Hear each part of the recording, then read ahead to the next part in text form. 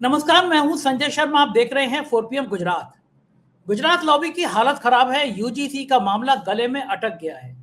सरकार ने सोचा नहीं था कि एक तरफ कुआं और एक तरफ खाई, एक तरफ ऊंची जातियां और एक तरफ पिछड़े और दलित।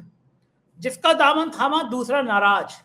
मार्च में डेट लगी है और सरकार की धड़कनें बढ़ी हुई हैं। दैनिक भास्कर के राजनीतिक संपादक केपी मलिक ने मुझसे बातचीत करते हुए एक एक पहलू को बहुत बेहतर तरीके से उजागर किया। चलते हैं उनके पास।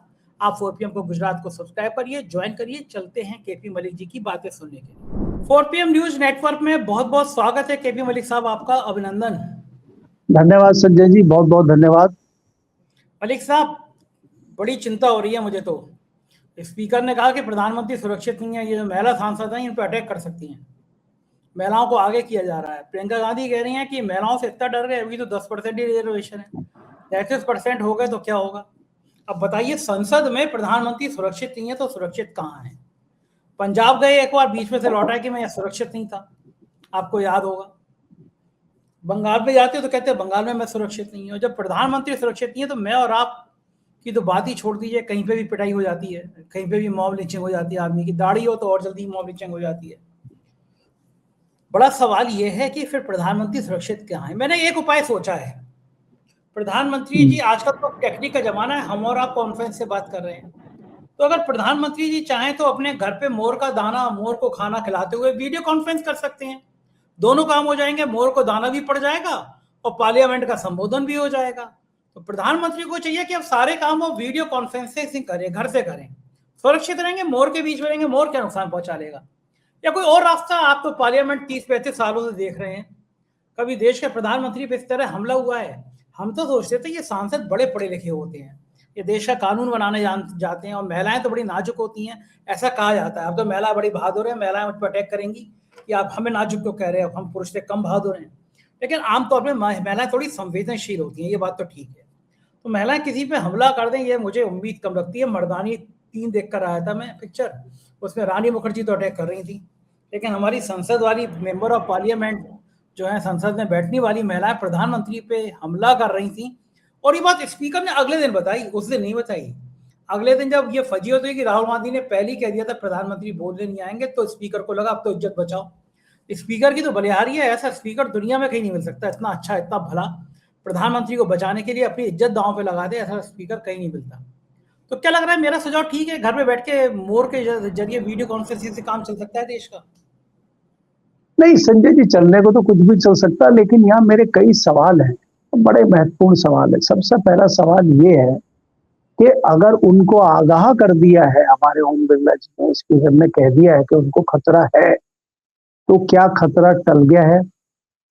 क्या अगर खतरा नहीं टला है, खतरा बरकरार है, जैसा कि वो जो सांसद हमला करने वाले थे उनको तो अभी पार्लियामेंट में ही है, उनको ना सस्पेंड करा गया ना बाहर निकाला गया, तो क्या मोदी जी अब के बाद संसद नहीं आएंगे? ये हमारा सवाल है आपके चैनल के माध्यम से। दूसरा सवाल ये है कि अगर कोई ऐसी परिस्थिति बन रही थी तो भारतीय जनता पार्टी और मोदी जी ऐसे स्वर्णिम मौके को क्यों नहीं भुनाना चाहेंगे? अगर मोदी जी के ऊपर कोई महिला सांसद हमला कर दे प्रधानमंत्री के ऊपर, तो ये तो पूरे भारत में भुनाते फिरते उसको।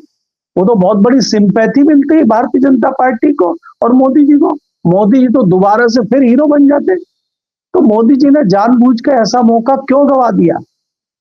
या तीसरी बात यह है, ऐसा कुछ था ही नहीं और स्पीकर जो है मामले को रफा दफा करने के लिए इसलिए झूठा स्टेटमेंट पार्लियामेंट के अंदर दे रहे हैं।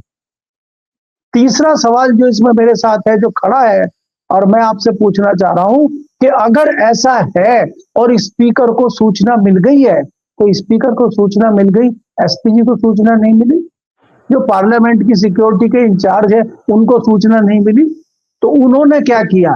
भाई स्पीकर साहब ने तो बता दिया प्रधानमंत्री जी को, तो एसपी जी ने क्या किया? देश जानना चाहता है। मोदी जी कोई निजी व्यक्ति नहीं है, मोदी जी देश के प्रधानमंत्री हैं। मोदी जी 140 करोड़ जनता के प्रधानमंत्री हैं। मोदी जी देश के प्रधानमंत्री हैं। दुनिया में हमारी चीजें जाती हैं, दुनिया में इस बात पे चर्चा हो रही है कि प्रधानमंत्री के ऊपर सदन में हमला होने वाला था, स्पीकर ने आगाह, ये बात तो बाहर गई है। कोई छुपी हुई बात तो अब रही नहीं है। तो तीसरी बात यहाँ पे एक और सवाल मेरा खड़ा ये हो जाता है, तो क्या अगर इस तरह की चीजें थी तो स्पीकर साहब ने उन सांसदों पे कोई एक्शन लिया है या लेने का विचार है या लेने के लिए कोई कमेटी बनाई है कि ये कमेटी जांच कर रही है और ये सांसद अगर दोषी मिलते हैं तो राहुल गांधी के समेत इनको सजा दी जाएगी? क्या ऐसा प्लान सरकार कर रही है क्या, या स्पीकर साहब कुछ ऐसा सोच रहे हैं क्या? क्योंकि ये बात यही खत्म नहीं हो जाती कि स्पीकर साहब ने कहा कि आप मत आइए और प्रधानमंत्री जी नहीं आए। अगर आप दूसरी बात अब पूछते हैं कि क्यों नहीं आए, क्या इसीलिए नहीं आए क्या? मेरा मानना यह है कि शायद वो इसलिए नहीं आए कि राहुल गांधी ने पहले ही ढिढोरा पीट दिया कि मोदी जी जब प्रधानमंत्री आएंगे, रक्षा मंत्री जी और गृह मंत्री जी जो कह रहे हैं कि किताब अभी छपी नहीं है, किताब अभी कहीं है ही नहीं है, किताब का कहीं अस्तित्व नहीं है, वो किताब निकाल रहा है कहीं से राहुल गांधी और दिखा रहे हैं मीडिया को और ये कह रहे हैं आइए जरा प्रधानमंत्री हाउस में, मैं अपने शुभ हाथों से उनको भेंट करूंगा आदरणीय प्रधानमंत्री जी, ये लीजिए किताब।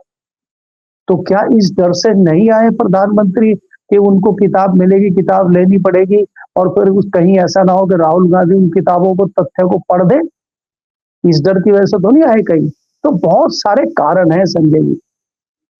तीसरी चीज आप इसी जोड़ के देखेंगे कि यही ओम बिरला जी जिनको आकाशवाणी सुनाई दे जाती है और इनको तुरंत पता लग जाता है कि प्रधानमंत्री जी को खतरा है, इन्होंने 45 मिनट तक बोलने नहीं दिया विपक्षी दल के नेता राहुल गांधी को।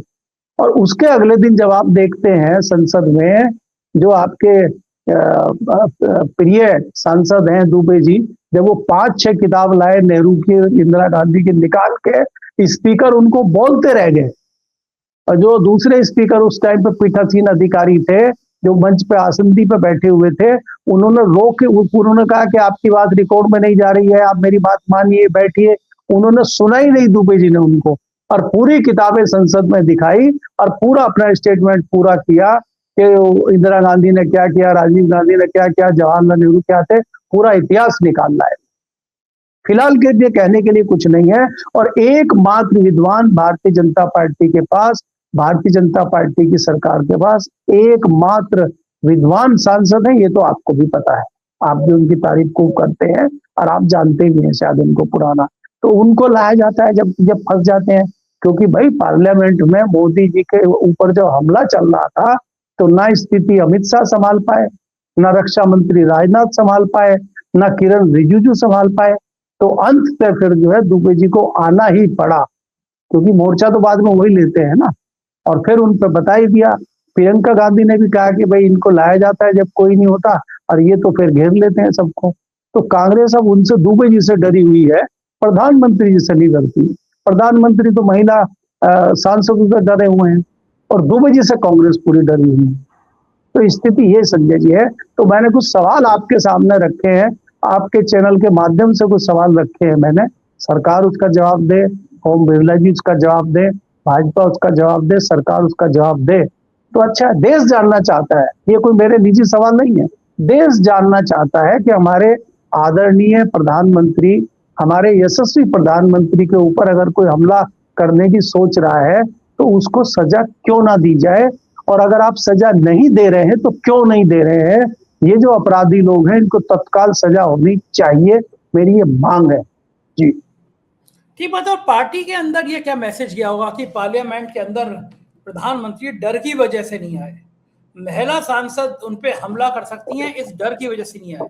भारतीय जनता पार्टी के पास तो कई ज्यादा सांसद हैं, एनडीए के पास संख्या ज्यादा है इंडिया गठबंधन से। अगर महिलाएं के स्पीकर को हमला था तो एनडीए के सांसद घेराबंदी कर लेते, नहीं बढ़ने देते आगे। लेकिन हमारे विश्व गुरु 56 इंच का सीना है उनका, अगर वो इस डर से कि साहब हमला हो सकता है पार्लियामेंट के अंदर नहीं जाएंगे, तो ये बाकी स्पीकर ने नहीं सोचा कि हमारे विश्व गुरु का थोड़ा मान सम्मान कम होगा। अभी तक तो कहते 56 इंच का सीना है, डरते नहीं है किसी से, और इस तरह अगर नहीं गए पार्लियामेंट छोड़ गए तो फिर एक रणछोड़ दास ऐसे करके कोई एक शब्द होता है, रणछोड़, वैसी प्रधानमंत्री रण है क्या ना, रणछोड़ ना, रणछोड़ दास, रणछोड़ दास। तो ये तो खराब स्थिति ना, इस तरह के शब्दों को कोई प्रधानमंत्री के लिए कहे, मुझे तो बहुत खराब लगता है। देश के प्रधानमंत्री और ये शब्द इस्तेमाल उनके लिए किया जाए। तो ये बात तो स्पीकर का सोचना चाहिए था ना कि ये क्यों प्रधानमंत्री के नाम के पीछे रणछोड़ दास ये नाम चिपका रहे हैं। अरे कह देते एनडीए के सांसदों को घेरा बना लो, कोई आदमी आना नहीं चाहिए, प्रधानमंत्री बोलते, लेकिन बोले ही नहीं संसद में। ये तो कमाल हो गया। राहुल गांधी का सामना नहीं करना चाहते। आखिर क्या राहुल गांधी को हिप्नोटिज्म आ गया है? कोई भरोसा नहीं है। वो आदमी ठंड में टी शर्ट पहन के निकल जाता है, तो प्रधानमंत्री को लगा होगा कोई साधना वादना कर ली हो। वैसे भी कहा जाता है राहुल गांधी ने विपासना किया, जाने क्या क्या किया है। तो एक वो होता है ना जिसमें आई कांटेक्ट में आदमी को सम्मोहन, तो मोदी जी को लगा होगा कि राहुल गांधी ने आंख में आंख डाल दी और सम्मोहन हो गए, तो राहुल गांधी की तारीफ करने लगे, गड़बड़ हो जाएगा मामला। हुआ क्या? मतलब क्यों ऐसा माहौल बन गया जैसे मोदी जी की मजाक उड़ गई? संजय जी देखिए, अगर कोई जानकार व्यक्ति सवाल पूछे मोदी जी को खतरा लोकसभा के पटल पे है, लोकसभा में मोदी जी को खतरा है, आपको मालूम है? उनको खतरा, अगर वास्तव में खतरा है तो आपको मालूम है एक राशिद जी जो है सम्मानीय सांसद है कश्मीर से, और उनके ऊपर तमाम केस चल रहे हैं, वो तिहाड़ जेल में बंद है, और वो पार्लियामेंट की कार्रवाई के लिए उनको तिहाड़ जेल से लाया जाता है। उन्होंने कई बार सवाल उठाए, कई बार पार्लियामेंट में जब वो बोलते हैं तो स्पीकर को कहते हैं कि भाई मुझे तो बोलने दो, मुझे अपनी बात रखने दो, आपके दुबे जी बाकी लोग तो कभी भी बोल सकते हैं, मुझे तो जेल से लाया जाता है, बहुत कम परमिशन मिलती है मुझे, जब जब सदन की कार्रवाई चलती मुझे लाया जाता, तो मुझे तो बोलने दो। तो जब इस तरह के लोग जिनके ऊपर इस तरह के आरोप चल रहे हैं, मुकदमे चल रहे हैं, वो जेल में बंद है, उनसे खतरा मोदी जी को नहीं है, तो क्या महिला सांसदों से खतरा है? और क्या वास्तव में खतरा है? तो उसमें सरकार क्या कर रही है, इसके जवाब भी जनता को देना चाहिए। देखिए बात यह है कि ये सियासी लूरा कुश्ती चल रही है, और इस सियासी लूरा कुश्ती में कई सारी चीजें हैं। जैसे अभी आपने देखा एक बहुत बड़ी डील हुई है, अगले हफ्ते जो है अमेरिका का एक प्रतिनिधिमंडल आ रहा है, उसमें अमेरिका की जो एग्रीकल्चर मिनिस्टर हैं, एग्रीकल्चर के वहाँ दूसरे जो है अमेरिका के राष्ट्रपति हैं, उसके अलावा जो वहाँ के प्रेस सेक्रेटरी हैं व्हाइट हाउस के, वो लगातार ट्वीट कर रहे हैं, लगातार मीडिया को बयान दे रहे हैं कि हमारी भारत के साथ बड़ी डील हुई है, भारत वेनेजुएला से तेल खरीदेगा, इमीडिएटली रशिया से तेल खरीदना बंद करेगा, हमारा जो है 500 करोड़ डॉलर का एक्सपोर्ट होगा वहां पे, और वो 0% ड्यूटी लगाएगा, और हम जो 50% ड्यूटी की उसको घटा के 18% करेंगे। लोगों का सवाल ये है कि जो 18% हुई है जिसमें भक्त नाच रहे हैं, वो तो पहले 3.25% थी, और दूसरा जो हम ड्यूटी लगाते थे अमेरिका से इंपोर्ट पे, वो 0 हमने कर दी है। तो ये बहुत बड़ा सवाल है, इससे कहीं ना कहीं सरकार घिरी हुई है। राहुल गांधी इसी पर सवाल उठाना चाहते हैं, इसी पर जवाब मांग रहे हैं, और एक वो फाइल खुल रही है अमेरिका में, उस फाइल का भी जिक्र कहीं कहीं हो रहा है, उसमें भी कई लोगों के नाम आ रहे हैं, कई क्रांतिकारी लोग हैं भारत के जिनके नाम चल रहे हैं, उससे भी कहीं ना कहीं लोग डरे हुए हैं। तो ये त्रिकोणीय मुकाबला चल रहा है, कहीं ना कहीं डर कुछ और का है, कहीं पे निशाना, कहीं पे निगाहें, उस तरह की चीजें हैं संजय जी। लेकिन मेरा जो विषय है और मेरा जो महत्वपूर्ण मामला है खेती किसानी का, इसमें जो सूचनाएं आ रही हैं हमें, और अमेरिका की तरफ से जिस तरह से ट्वीट किए जा रहे हैं कि वहां से आप डेयरी प्रोडक्ट, खेती के प्रोडक्ट, कृषि से संबंधित चीजें जब आएंगी, फसलें आएंगी, मक्का आएगी, दूसरी चीजें वहां से आएंगी, तो भारत में किसानों की तबाही शुरू हो जाएगी। तो क्या ये सरकार किसानों की तबाही करवाना चाहती है? क्या ये किसानों को खत्म करना चाहते हैं? क्योंकि आपको पता है कि इस सरकार की मंशा किसानों के प्रति बहुत अच्छी नहीं है, और ये किसानों ने कहा है। 13 महीने किसान दिल्ली की सीमा पर बैठ के गए, 700 किसानों की मौत हुई है।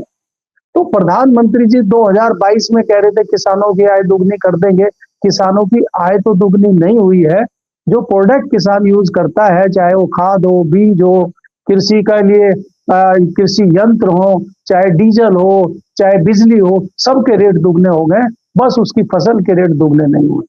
13 महीने का आंदोलन जब माफी मांग के मोदी जी ने खत्म करवाया था, तो उस टाइम एक कमेटी बनाई थी, उन्होंने कहा था हम एमएसपी आपको देंगे।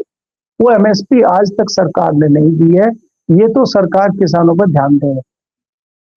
एमएसपी का मतलब संजय जी ये है कि मिनिमम सपोर्ट प्राइस, जो भी आप प्रोडक्ट खरीदते हैं, अगर आप एक फ्रूटी भी खरीदते हैं फ्रूटी के पाउच के ऊपर MRP लिखा रहता है, मैक्सिमम रिटेल प्राइस, उस पे आपको मिलती है। और किसान कह रहा है कि मुझे MSP दे दो, मिनिमम सपोर्ट प्राइस दे दो, उसको मिनिमम भी नहीं हम दे रहे। समोसा बेचने वाला ये कहता है कि समोसा बनाने में मेरा आलू का खर्चा, आटे का खर्चा, तेल का खर्चा, आग का खर्चा, सारा खर्चा मिला के 12 रुपए आया है, तो मैं 15 रुपए का समोसा बेचूंगा, 3 रुपए मेरा प्रॉफिट होगा।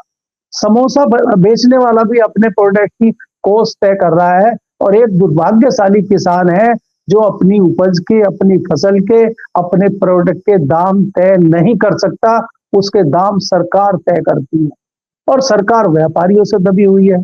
अब सरकार के व्यापारी कौन है उनको आप जानते हैं, तो आप व्यापारियों को फायदा करने के लिए किसानों को तबाह कर रहे हैं, इस तरह की भी खबरें हैं।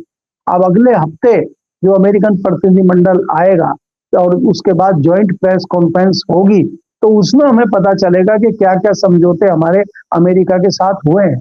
आज सरकार क्यों नहीं बता, आप इतना बड़ा समझौता अमेरिका के साथ कर रहे हैं, आप संसद को नहीं बता रहे हैं, बजट सेशन चल रहा है, अगर पार्लियामेंट में नहीं पता है, सरकार को नहीं पता है, मेंबर ऑफ पार्लियामेंट को नहीं पता है, विपक्ष को नहीं पता है, तो जो गांव में बैठा हुआ एक किसान है उसको कैसे पता लगेगा, जो एक छोटा व्यापारी दुकानदार है उसको कैसे पता लगेगा। तो देश जानना चाहता है कि आप कर क्या रहे हैं, तो देश जानना चाहता है, कहीं उससे बचने के लिए तो स्पीकर और प्रधानमंत्री जी रामलीला नहीं कर रहे हैं सदन में, इसीलिए तो ये नई नई चीजें नहीं निकाल के ला रहे हैं, कहीं ऐसा तो नहीं है। तो बहुत सारे कारण हैं, और राहुल गांधी विपक्ष के नेता हैं, उनका फर्ज है इस तरह की चीजें उठाना, उनको भी तो जनता ने चुन के भेजा है सरकार से सवाल पूछने के लिए, अगर वो नहीं पूछेंगे तो सरकार, जनता उनको ठीक करेगी। बात यह है, प्रधानमंत्री जी को देश को जवाब देना चाहिए, ये जवाब राहुल गांधी अपने लिए नहीं मांग रहे, वो देश के लिए मांग रहे, तो प्रधानमंत्री जी क्यों नहीं जवाब दे रहे। जी मलिक साहब, एक के बाद एक मुसीबत आ रही है। यूजीसी की जो संशोधन हुआ था उसकी तारीख मार्च में है, और जो बीजेपी का कोर वोट बैंक था, जो ऊंची जातियां, ब्राह्मण, ठाकुर वो थे, वो बिल्कुल चिढ़ के नफरत के हद तक आ गए थे। प्रधानमंत्री और गृह मंत्री के फोटो पे आपत्तिजनक बातें लिख रहे थे और उनके ऊपर फोटो पोस्टर पे जूते मार रहे थे। बड़े खराब सीन लग रहा था कि इस तरह नहीं होना चाहिए, मर्यादा के विपरीत नहीं जाना चाहिए। लेकिन बीजेपी डर गई, पहली बार डरी कि ये कोर वोट बैंक है, अगर ये इस तरह सड़क पर आ गया तो पोजीशन बड़ी खराब हो जाएगी। वो तो अच्छा हुआ सुप्रीम कोर्ट ने स्टे दे दिया, इज्जत बच गई, लेकिन कब तक? अगर मार्च में डेट है, मार्च में फिर डेट आगे बढ़ी, तो पिछड़ों और दलितों में ये संदेश आएगा कि सरकार की शह पर ये डेट आगे बढ़ रही है, और फिर ये दबाव बनेगा कि भाई आप एक अध्यादेश ले आइए। जब मुख्य चुनाव आयुक्त ने ये कहा था कि चुनाव आयुक्त की प्रक्रिया है उसमें सुप्रीम कोर्ट का एक जज होना चाहिए, और जज नहीं रखना था तो अध्यादेश ले आए थे। तो फिर ये डिमांड होगी पिछड़ों और दलितों की, अगर सुप्रीम कोर्ट डेट आगे बढ़ा रहा है तो आप उस कमेटी को एजिटेट पालन कराने के लिए एक अध्यादेश ले आइए। अध्यादेश लाते हैं तो ऊंची जातियों का विरोध, और नहीं लाते हैं तो पिछड़े और दलितों का विरोध। आपको क्या लगता है कि ये जो आंदोलन है ये धीरे धीरे मंडल आयोग की तरह एक बड़े विचारधारा की तरफ जा रहा है, और ये अगर जैन जी खास तौर से नाराज हैं, और इधर कुआं उधर खाई, सरकार क्या करे? अगर ये आंदोलन बढ़ता है तो सरकार के सामने विकल्प क्या होंगे? संजय जी, मुझे लगता है कि कुछ नहीं होगा, ये ऐसे ही चलता रहेगा। भारतीय जनता पार्टी अपने ही जाल में फंस गई है। भारतीय जनता पार्टी एक्चुअली कहीं ना कहीं सवर्णों को, ब्राह्मणों को खुश करना चाहती थी, क्योंकि उनको वो उनका कोर वोट है। दूसरा क्या था कि भारतीय जनता पार्टी इस चीज को लेकर भी घबराहट में थी कि उत्तर प्रदेश में पीडीए जिस तरह से छिटक गया था भारतीय जनता पार्टी से, लोकसभा चुनाव में भारतीय जनता पार्टी को बहुत बड़ा नुकसान उत्तर प्रदेश में हुआ, तो उसको कहीं ना कहीं उत्तर प्रदेश में अगले साल चुनाव है और दलितों को, पिछड़ों को वापस भारतीय जनता पार्टी में लाया जाए, उनको खुश करने के लिए ये सुगबुगाहट भारतीय जनता पार्टी ने शुरू की थी। और उनको ये अंदाजा था कि हम इनको खुश कर देते हैं और ये वापस भारतीय जनता पार्टी में आ जाएंगे। और हालांकि होना कुछ उसमें है नहीं, कई सारे लूप होल उसमें छोड़ दिए गए थे। इनको भी आभास था कि ये सुप्रीम कोर्ट में जाकर रुक जाएगा। और सुप्रीम कोर्ट में भी देखिए, सुप्रीम कोर्ट तमाम ऐसे केस हैं जिस पर सालों साल संज्ञान नहीं लेती है, लेकिन ये मैटर था, फटाक से सुप्रीम कोर्ट ने संज्ञान ले लिया उस पर। तो ये कहीं ना कहीं ये मामला था कि सुप्रीम कोर्ट में लटक जाएगा। और मैं अगले महीने भी जो डेट है उस पर भी आपको कहना चाह रहा हूँ कि कुछ नहीं होगा, ये ऐसे ही नूरा कुश्ती चलती रहेगी। अब ब्राह्मण समाज को भी इतना मौका नहीं मिलेगा कि वो इस तरह सड़क पर उतर के विरोध करे या क्या करे, क्योंकि कुछ फैसला ही नहीं होगा, लटका के रखेंगे। आज आप मुझे बताइए ना, मैं किसान आंदोलन की बात कर रहा हूँ, जो 13 महीने सड़कों पर बैठे रहे, उनको आपने ये कह के भेजा कि हम आपको एमएसपी देंगे और आपकी कुछ मांग पूरी करेंगे और हम माफी चाहते हैं, आप चले जाइए। वो चले गए, आज तक कुछ नहीं हुआ। तो ऐसे ही इसमें होगा कि ये लटका रहेगा और उसी बीच में उत्तर प्रदेश का इलेक्शन हो जाएगा और फिर आप भी भूल जाएंगे, हम भी भूल जाएंगे। वो तो भूले बैठे ही हैं, वो सिर्फ इलेक्शन तक ये मामला गर्म रहेगा, उसके बाद तब तक नया मामला कोई ना कोई आ जाएगा। आप देख रहे हैं ना कि यहाँ तो छोटे मामले आते आते बड़े हो जाते हैं। जैसे मुजफ्फरनगर का छोटा मामला 2013 में बड़ा हो गया था, क्या पता इसी तरह कोट द्वार का मामला छोटा है वो बड़ा हो जाए। तो मुद्दे बदलते रहते हैं। आप बताइए, आप चर्चा चल रहे थे, कई दिन चैनल पे चर्चा चली बनारस की, वाराणसी की, कि वहां पे जो है मूर्तियां खंडित हो गई हैं और वो महारानी होलकर का जो मंदिर था उसको भी ध्वस्त कर दिया गया। उस पर गंभीर चर्चा चली, प्रधानमंत्री कॉन्सिक्वेंसी वहां पे कैसे ऐसा हो सकता है, तो मुद्दे को तत्काल डाइवर्ट किया गया, प्रयागराज मुद्दे को भेज दिया गया। वहां शंकराचार्य जी धरने पे बैठे रहे, 10 दिन तक वो भी उठापटक करते रहे, सारा मीडिया आकर्षित हो गया और लोग बनारस भूल कर शंकराचार्य जी और योगी जी की डिबेट में लगे रहे। अब योगी जी और शंकराचार्य का मामला भी खत्म हो गया, देखिए कितना अच्छा समाधान हुआ है। अब ये नया मामला आ गया है। तो मामले बदलते रहेंगे, होना कुछ नहीं है, बस वोट को किस तरह वापस खींचा जाए उसकी नूरा कुश्ती भारतीय जनता पार्टी में चल रही है। ना ब्राह्मणों को कुछ मिलना है, ना दलितों को कुछ मिलना है, चलेगा ऐसे ही जैसे चल रहा है। लेकिन एक कभी किसी को खुश करेंगे। अब ब्राह्मण नाराज हैं तो दलितों को खुश करने की कोशिश हो रही है, अगर ब्राह्मणों को खुश करेंगे तो दलित नाराज होकर भाग जाएंगे। तो ये मामला चल रहा है। अब मायावती जी भी बोलने लगी है कुछ कुछ बीच में, उन्होंने भी जो है थोड़ा सा जो है कंबल से मुंह बाहर निकाला है, क्योंकि इलेक्शन नजदीक आ रहे हैं, क्योंकि उनके भी सामने बहुत बड़े कंपटीटर चंद्रशेखर रावण खड़े हुए हैं और उनको भी खतरा हो गया कि पार्टी जिस तरह से रसातल में जा रही है और भारतीय जनता पार्टी की बी टीम का जो ठप्पा चस्पा हो गया है उनके ऊपर, वो हटने का नाम नहीं ले रहा है। तो धीरे धीरे जो उनका वोटर है वो भी खिसक रहा है। तो मायावती जी को उसकी भी चिंता हो रही है, तो वो दोनों तरफ से फंसी हुई है। भारतीय जनता पार्टी उनको मरने भी नहीं दे रही है और जीने भी नहीं दे रही है। तो वो क्या करें, अभी उनको भी सोचना है। दलितों के खिलाफ इतनी चीजें हो रही हैं, मायावती जी का मुंह ही नहीं खुल रहा है।